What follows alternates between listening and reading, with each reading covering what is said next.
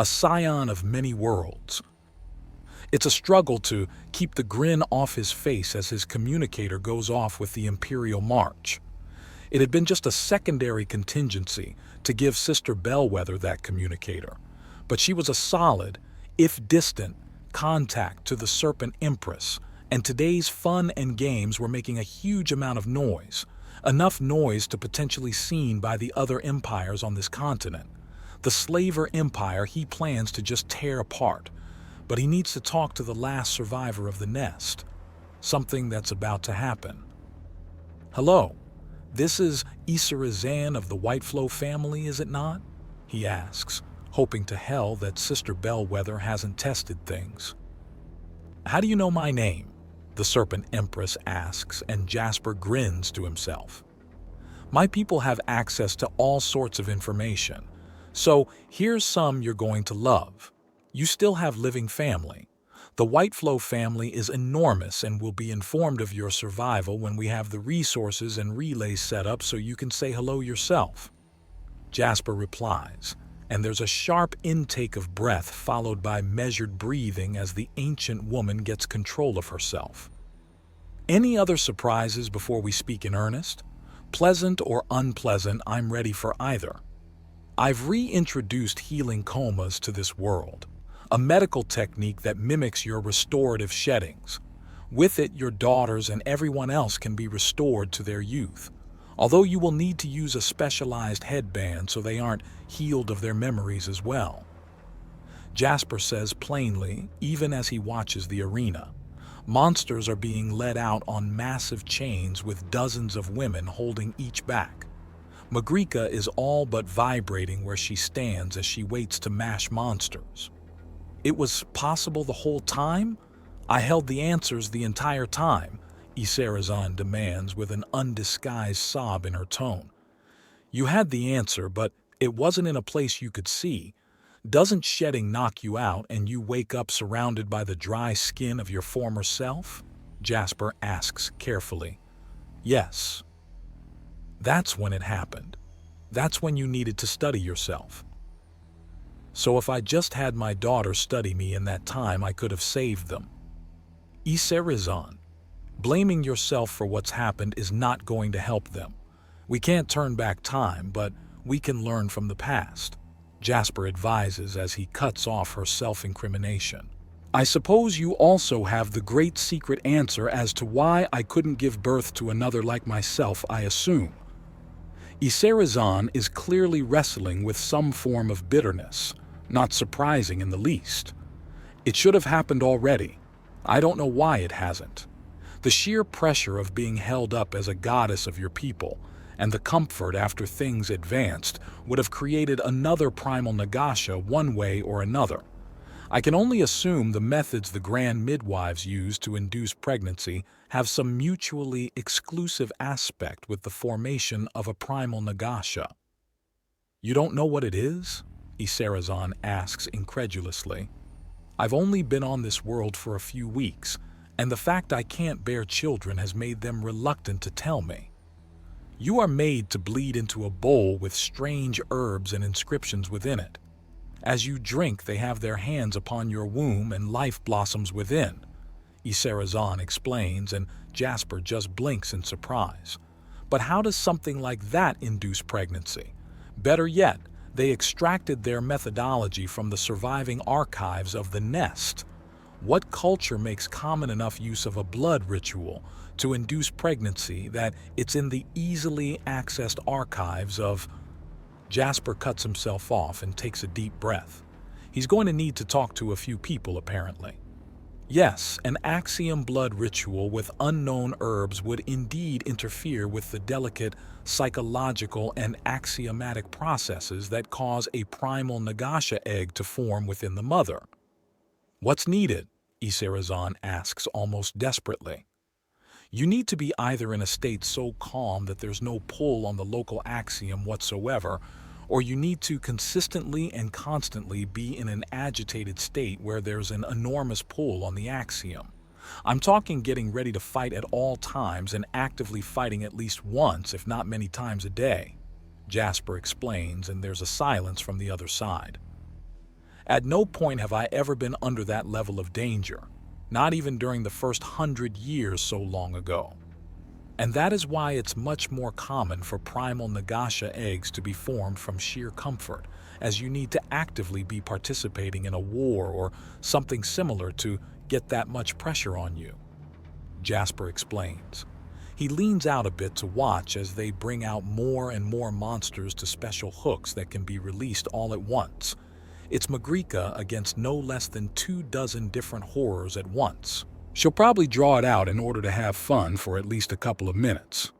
Hopefully, she thoroughly smashes the one that looks like someone merged about 17 spiders together and made a point of keeping the legs intact. It's just freaking wrong. How does that make any sense? As far as I can figure, the comfort version is your body saying there are a lot of resources which are needed to properly rear a primal Nagasha. The other variant assumes that there's a lot of danger and anything less than a primal Nagasha will die. That is a guess, though. Do not quote me on it, Jasper explains. Look, I'm in the middle of trying to calm down the breakaway empire and stop them from sabotaging other nations long enough for help to finally arrive. After that, I need to pacify the slaver empire and disband those idiots. Then comes the mess of keeping it together and stopping the whole thing from devolving into mass death and despair. I see, Isarazan says softly. Do not take this as an insult. Rather, it's a compliment. You need my help the least. You will be getting my help. Of that I can assure you. But I need to stop other people from being evil or stupid, or, in the case of the slaver empire, stupidly evil. You are patient and measured, you are compassionate and wise. If I were to drop dead right now, most of the world would have a hard time continuing. But you'd keep going. You've done well, you've done very well. Thank you. But I will want more. Thankfully, I've set up quite a bit to help out.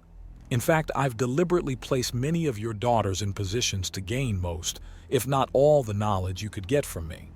Even now, there are at least a few having lessons right now about how to create the bands required for people to safely have a restorative coma. Really? Really, Jasper answers, and cheering begins from the crowd. I have to go now. If Magrica finds herself in over her head, I need to be able to jump in to help. That's against the tournament rules. Isarazan chides him. I'm not going to stand back and watch someone I care about die in front of me. Even at the cost of your diplomatic efforts? I can retry diplomacy. Bringing back the dead is nowhere near so casual an act. On that we can only agree. Best of luck, little Urthani. There's a teasing lilt in her tone that makes him grin. Have a good day, young Nagasha. He answers and hangs up before she can protest his moniker of her in any way. Things are wrapping up fast. He just has to get through this diplomacy and then assault the slaver empire at this rate. The Jorga tribes and city-states are generally the types to keep to themselves and out of trouble. He'll still need to make official contact with them, but they're not the problem causers of the planet. Still, one of the last major powers was reaching out to him and had been pacified with only words. This means he's only got today, and then the fun begins. Some part of him is concerned about the bloodlust he's clearly developing, but simultaneously it has its place and purposes. The fact he can and will step aside for others is assurance enough in his own mind that he's in control and not going to descend into an orgy of violence and murder to sate some perverse need to kill. There's a roar of appreciation as the chains are released all as one. The creatures rush for Magrica, but she's quick and everything devolves into chaos and madness as she dodges right up, and the monsters smash into each other and quickly forget her. Of course, that doesn't mean she's not there anymore, and she descends on the massive brawl of dozens of horrors as a whirling scythe of death. Parts and blood both go flying as monsters scream in agony. One of the creatures in particular, the one that resembles a headless Nagasha with crab claws instead of hands, reveals that it apparently can spew fire from its claws, and then learns just how much of a mistake it is to have Magrika's full attention. "I thought those were just big scales," Jasper notes as Magrika pries open the crab snake monster and splits it down its body length, the scales revealing themselves to be segmented shells instead that outright crack under Magrika's tender, or rather tenderizing treatment. He wonders if one of the pieces could be kept and preserved as a trophy. She would probably like that. But it lacks a proper head, instead having its torso split open to reveal that it effectively is the head. Well, it had a head at any rate. Still, she goes through it like a flaming chainsaw through a stick of butter. Maybe something else would make a good trophy for her? The snake crab will be his backup if he can't spot something better in the fight. Thank God. There's another fire breather on the field, and it apparently agreed with Jasper that the spider thing was not supposed to exist. Unfortunately, the thing was either screaming or producing steam at such a prodigious rate that the whistle sounded like a scream. A creature that resembled a bear that had somehow been impaled with the handles of dozens of swords barrel charges to where Magrika is, and she not only dodges but rips out a few spines in the process. Some viscous fluid pours out of the severed stumps and instantly freezes to ice and drops the local temperature through the floor. That's interesting, all right. He's going to have to find out which lab produced that thing as a creature that creates what's essentially liquid nitrogen in the same manner as a lionfish produces poison is very, very interesting. Idly, he wonders how edible these things are, which has him wondering if these mad scientists have ever bothered trying to make the perfect food animal or something. Not that such was really needed on Earth, between chickens who produce plentiful and delicious food their whole lives, to cows who were mobile feasts, to pigs that were amazing to eat and lived off of scraps and garbage. There was very little need for such. Still, an exotic dish now and again was more than a little all right on the palate. Then he pauses to consider why food of all things is so on his mind. He takes a deep breath through the nose and places it. The spider thing was apparently related to crab or lobster, as it smells very savory now that it's fully cooked. The initial burn had to work through the hair, but now that it was steamed and fell open, the smell was washing over him. Things don't last much longer, and Jasper settles on gathering up a claw from the crab serpent and a pair of spines from the freezing porcupine bear creature. Cross the spines behind the claw like a shield, treat it all so it won't rot, and mount it on a plaque. Wham bam. Thank you, ma'am, a lovely gift and memento as one. It was kind of funny. Horace liked his women statuesque and tall, and Emmanuel never thought about women during his studies, figuring them to be more of an inevitability his mother would sort out than anything he need to worry about. Go figure that Jasper Emmanuel would find himself with someone like Magrika. As the last creature falls, the roaring of the crowd grows into a nearly physical thing, and Jasper walks out to personally congratulate her.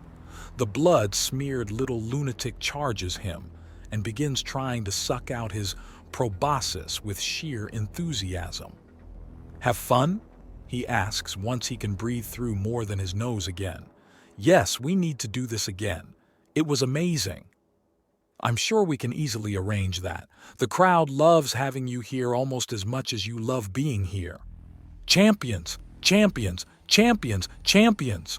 The crowd bellows and cheers. Clearly, they want more. That's just fine with Jasper. He's ready to do more. "Sounds like I'm about to get a chance for my own fun. So let's grab the bits I had in mind to make you a trophy with, and then get ready to give these good people what they want."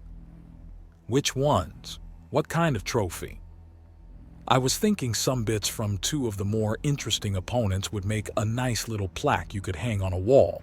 He answers, and she squeals in delight.